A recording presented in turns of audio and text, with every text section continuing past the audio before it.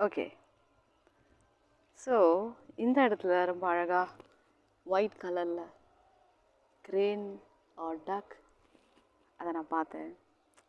So இதெல்லாம் நம்மளுக்கு சென்னையில் பார்க்க முடியாது. அதனால் இங்கே நம்ம அடுத்த வேர்ஸை ரெக்கார்ட் பண்ணலாம் அப்படின்னு ஒரு வியூ கிடச்சிது. So nice. ஓகே, அடுத்த வேர்ஸ்.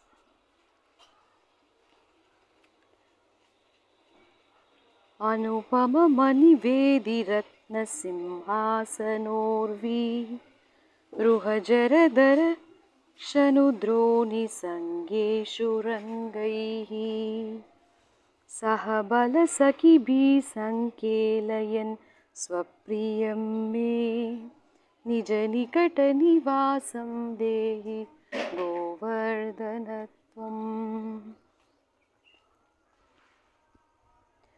रसनिधि नवयुनोः साक्षिणीं दानकेलेर्द्युतिपरिमलविधं श्यामवेदिं प्रकस्य रसिकवरकुलनं मोदम् अश्फलयन्मे निजनिकटनिवासं देहि गोवर्धनत्वम्.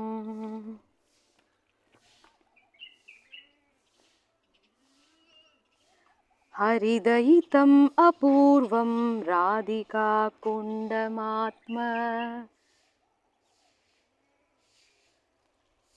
प्रियसखम् इह कन्ते नर्मनलिङ्गगुप्त नवयुवयुगकेलस्तत्र पश्यन् रहो मे निजनिकटनिवासं देहि गोवर्धनत्वम्.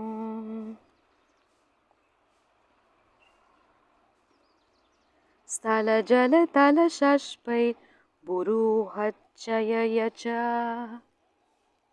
प्रतिपदम् अनुकलं हन्त संवर्धयन् गः त्रिजगति निजगोत्रं सर्तकं ज्ञापयन् मे निजनिकटनिवासं देहि गोवर्धनत्वम्.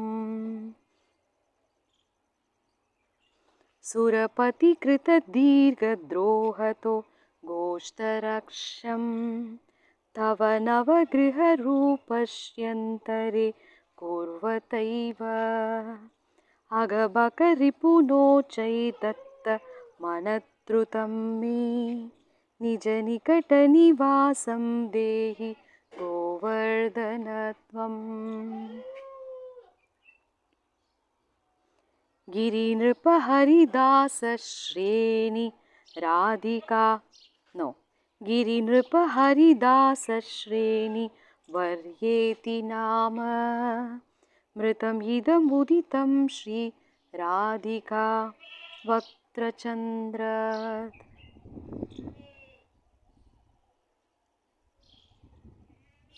व्रजनवतिलकत्वे क्लिप्तवेदैः स्फुतं मे निजनिकटनिवासं देहि गोवर्धनत्वम्.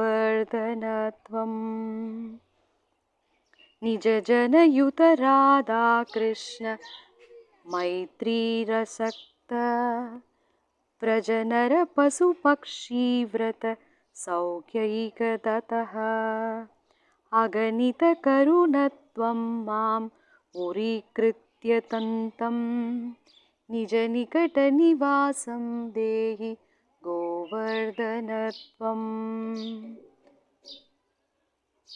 निरुपधिकरुणेन श्रीसच्चिनन्दनेन त्वयि कपटिसतोऽपि त्वत्प्रियेण पीतोऽस्मि इति खलु मम योग्ययोग्यतं तम् अघ्नन् निजनिकटनिवासं देहि गोवर्धनत्वम्. இதோடைய ஃபலஸ்ருதி. இந்த பிரார்த்தனையை நம்ம பாடுறது மூலமாக நம்மளுக்கு என்ன கிடைக்கும் அப்படின்ற ஃபலஸ்ருதி. रसदशकमस्य श्रीलगोवर्धनस्य क्षितिधरकुलभर्तुर् யஹ பிரயத்னாத் அதீதே சா சபதி சுகதேஸ்மின் வசம் அசத்ய சாக்ஷாத் சுபத்ய யுகல சேவ ரத்னம் ஆப்னோதி தூர்ணம். ஸோ இதோட ஃபலஸ்ருதியோடைய அர்த்தம் என்ன அப்படின்னா, ஆல்தோ ஐ எம் இன்சின்சியர், நான் வந்து ரொம்ப நான் ஒரு ஏமாத்துக்காரியாக இருந்தாலும், நான் எல்லாரையும் கஷ்டப்படுத்துகிறவங்களா இருந்தாலும் சரி, நான் ரொம்ப ஒரு பெரிய பாப்பியாக இருந்தாலும் சரி, ஆனால் எனக்கு சச்சினந்தன் யாருன்னா கௌரங்க மகாபிரபு வந்து என்ன உன்கிட்ட கொடுத்துட்டாரு, அதனால் நீ என்னை வந்து நான் குவாலிஃபைடா இல்லை அன்குவாலிஃபைடா, எனக்கு தகுதி இருக்கா தகுதி இல்லையா, இதெல்லாம் நீ பார்க்காத ப்ளீஸ் கோவர்தன், ப்ளீஸ் நீ இந்த எனக்கு தகுதி இருக்கா இல்லையாலாம் நீ பார்க்காத. எனக்கு வந்து சச்சிநந்தனா யார் கௌரங்க மகாபிரபு வந்து என்னை வந்து உன்கிட்ட ஒப்படைச்சிட்டாரு. ஏன்னா அவருக்கு வந்து எல்லையில்லாத கருணை எல்லா ஜீவராசிகள் மேலேயும். அவங்க எல்லாருக்குமே ராதாகிருஷ்ண லீலையில் வந்து